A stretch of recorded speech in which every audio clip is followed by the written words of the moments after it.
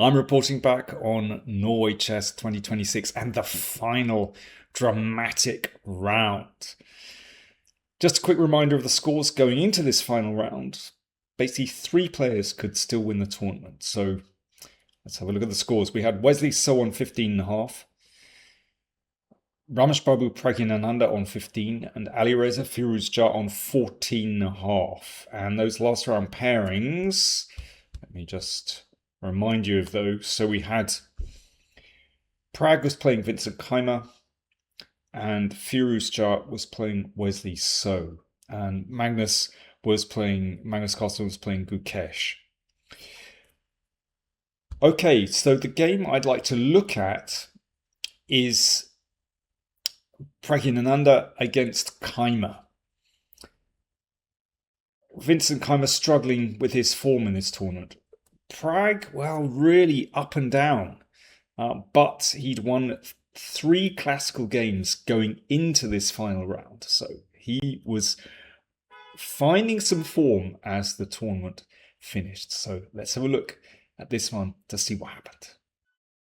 Pragg playing white in this final round game, and he went for d4, and Vincent set up solidly with d5, and the game could go into several different paths now. Queen's Gambit declined, Ragozin maybe, who knows. But Pragg played pragmatically, with e3. So of course this is just a sensible move. You want to bring your king's bishop into play. But it's not the most challenging for black. If you want to play a normal variation, then of course you play your knight out and you put your bishop on f4 or g5. Or indeed, you might play g3, but you leave this diagonal open. So e3 isn't the most challenging for black, but it's super solid. And of course, it can't be a bad move because you simply want to bring your king's bishop into play as quickly as possible and get castled.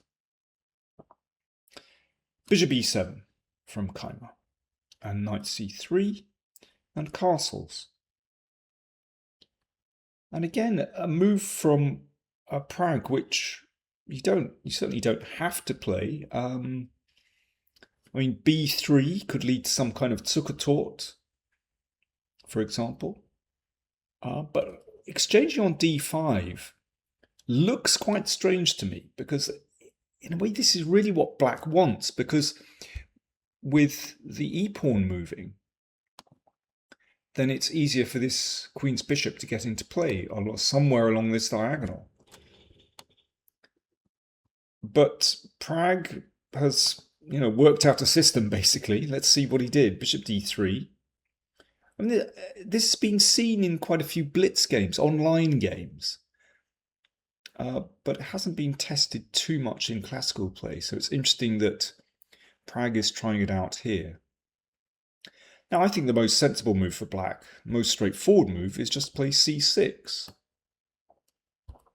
And then you play rook e8, and perhaps you maneuver your knight round to g6.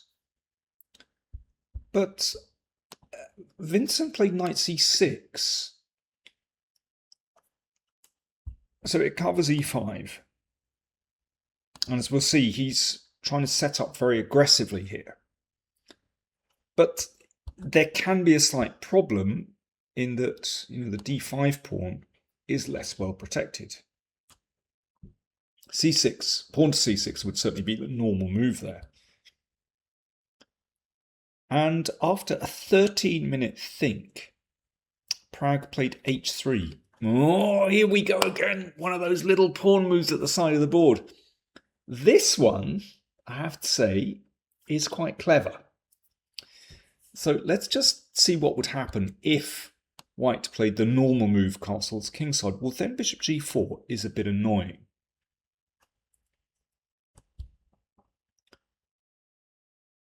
Of course, white can break the pin with bishop e2, but you don't want to move your bishop back. And if this is pushed back with, let's say, h3 and g4, then the bishop comes to g6 and exchanges off that powerful bishop on d3. So that is quite annoying for white. So that's why h3 was played. Now, it's still quite a double-edged move. One, because it's a bit of a waste of time. You're not developing a piece. But also, it could be a target later on for that bishop. Okay, so let's see how things pan out. So bishop d6. So this is Keymer's idea. He wanted to keep control of the e5 square and set up aggressively with that bishop. So that's what these pieces are doing, controlling e5, preventing knight e5. Castle's kingside, rook e8. This is where the rook belongs on the semi-open file, and perhaps looking to support a knight coming into e4. And now a clever idea from Pragg. He plays rook e1.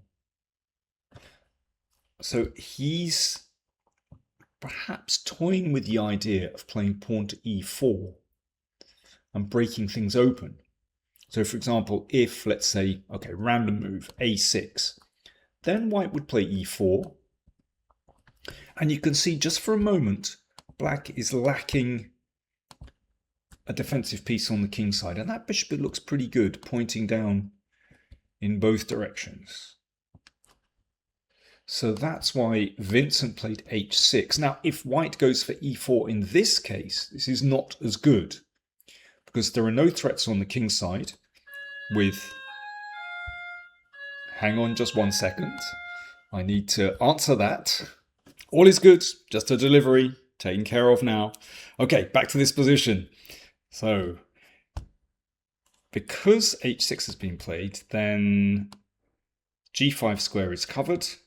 So it means that after bishop e6, there's no knight g5, no bishop g5, and black can take control over the d5 square and is absolutely fine. That's the difference. So after h6, Pragg changed direction and played a3. So he's starting to think about some queenside expansion. Now, what black would like to do here is play the knight to e4. You know, that's where the knight belongs, on the outpost. And then things start to happen. Then, you know, you could perhaps build up with your bishop behind it. And that's quite menacing.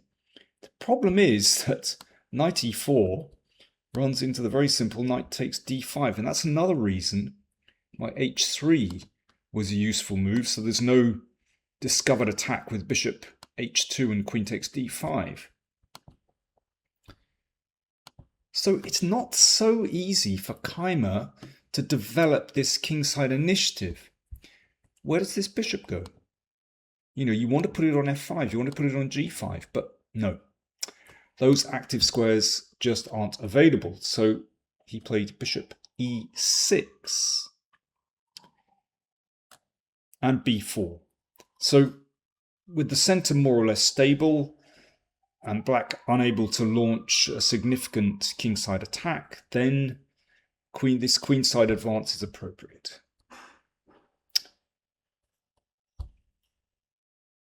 a6 and bishop b2. Yeah, that's a useful square for the bishop, even though it was locked in here and it's locked in here. But actually, you never know when knight e5 could be a useful move supported by that bishop. Queen d7. So this is dangerous. And white always has to be aware of this sacrifice. Now that's the downside to playing the pawn to h3. And for example, if bishop f1, so if white is too careful here, guarding against that sacrifice, then bishop f5 and black starts to take control, excellent control over e4 now. That bishop is on a superb diagonal, which means it restricts white. You know, you can't play the rook to b1, you can't play the queen to c2. Then I would start to like black's position. So, you know, you have to have guts to play this with white. If you start retreating, then black is more than fine. Pragg thought for 15 minutes before pushing on with b5. I think one of the reasons he had a big think was that after the exchange, this happened, then he would have been calculating the sacrifice on h3. Now, Keymer did not take. He played queen e7. Let's just have a quick look. This is extremely dangerous. But in fact, the bishop can just cut back and move to g2. Now, I mean, black still has some compensation here. But with the bishop defending the king, then this must be okay for white. So Keymer played queen e7, stepping out of that pin. And knight e5, there we go. Using this pin. It's a very interesting moment. Now Keymer decided to simplify and played bishop takes a3. He could have sacked the exchange here, like this. So he has a pawn and a bishop for a rook. But he's got nice central pawns. A pair of bishops are pretty good as well. Decent compensation, I would say, for black. But after 9.5 minutes, he decided just to take on a3. And this leads to an exchange of pieces. And the position greatly simplified. But I think Pragg would have been delighted with this outcome from the opening. Because really, realistically, there's only one player that can play for a win here, and that's white.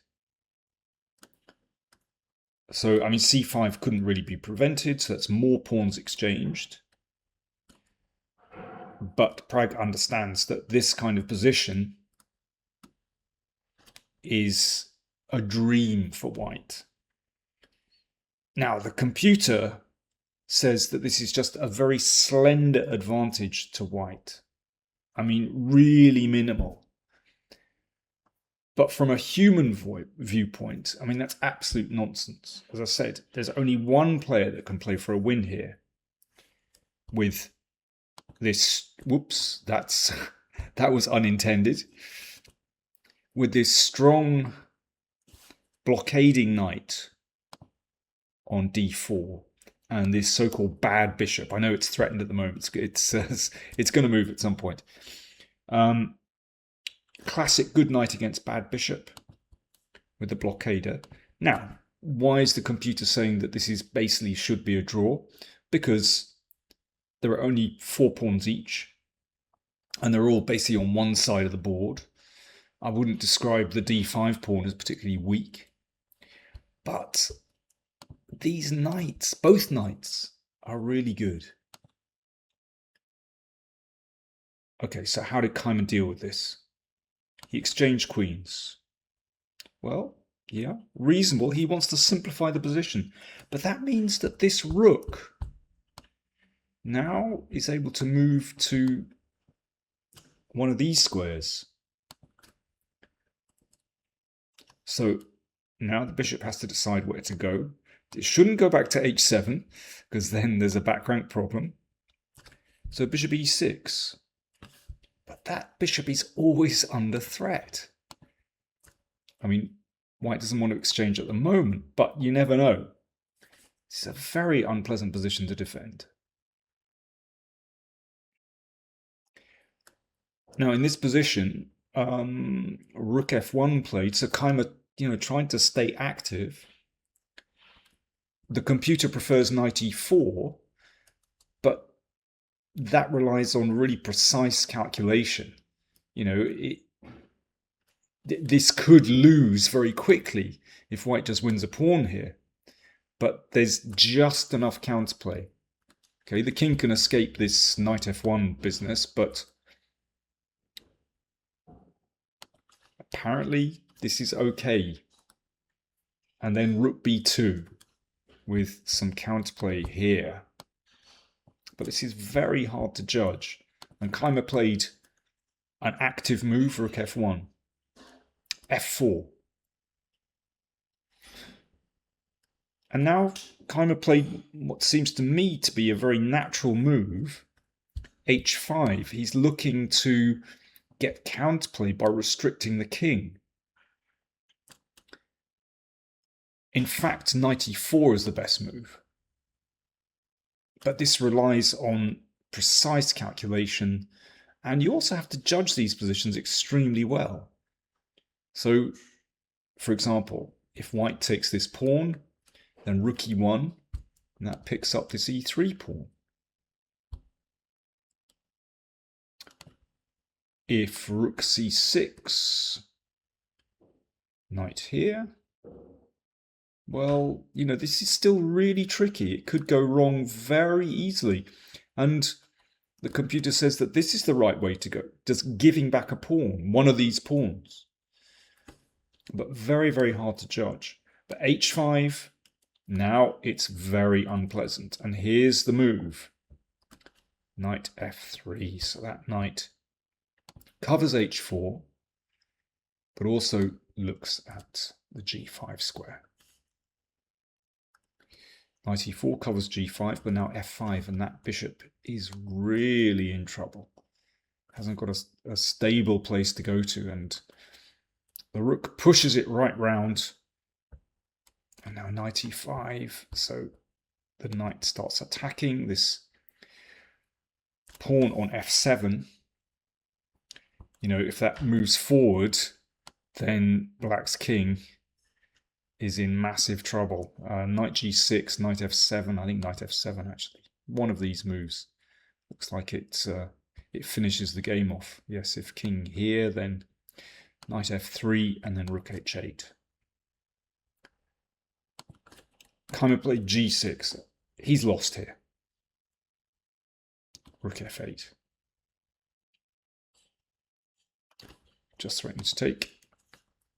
Knight d6. Takes. Of course, there's a pin now. King g7. Again, exploiting that pin, and there is no way out. So an exchange down, it's hopeless. Good technique from Pragg, just bringing the king in. And now the rook sweeps round. And rook e7. That's the end of the story, because this is just dropping, basically. A really convincing victory by Praggnanandhaa in that final round. Played very soundly. His approach was not to blow Keymer off the board, but he just kept a solid position, containing his opponent, and when the opportunities arose, he exploited them really well. And I think, Keymer was clearly out of form, and he just couldn't keep his composure. So I think very nice strategy from Pragg. So what happened in the other games? Well, Firouzja and Wesley So drew their classical game, and then Wesley won the Armageddon. So final scores, let's just take a look at those.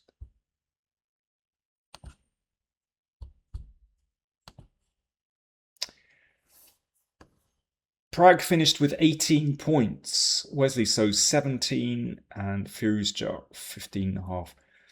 Carlsen defeated Gukesh very smoothly, really nice trademark Carlsen endgame play. So Gukesh really out of form at the moment, finished at the bottom of the table. How about Magnus Carlsen? We should talk about him. What's the problem with Magnus? Well, I think he's learned that against these younger, ambitious players, he needs to be 100%. He can't get away with just being a little bit off form. I mean, he scored some good wins here, but yeah, it's not good enough anymore for him. And well, who knows why he's played as he did. But there was an interview he gave where he said that he's not as angry when he loses anymore. It doesn't matter as much. He's happily married with a kid. It makes a big difference. Can he come back? Can he still play decent classical chess? I'm not sure when his next test is. But yeah, he's lost interest, basically. I think he's not as bothered as he used to be, whereas the younger generation, Pragg, for example, he still really wants it. It's interesting the different strategies So Pragg won his 4 last classical games, and with this scoring system, with 3 points for a classical win, then that catapulted him up the tournament board. Wesley, he's a solid player. He only won 2 classical games, drew 8, but he was deadly in the Armageddons with 6 Armageddon wins. But yeah, he suffered from the fact that he didn't win enough classical games, basically. That's his solid style, whereas Pragg won 5 classical games. Anyway, congratulations to him. Thoroughly deserved. I hope you enjoyed my coverage. There's more coming soon on the PowerPlay Chess channel. If you're not a patron, then do consider supporting the channel. And there's live masterclass coming up fairly soon. And also, we've got another book review coming up. So I do hope you'll join me for one of those live broadcasts. Thanks for watching.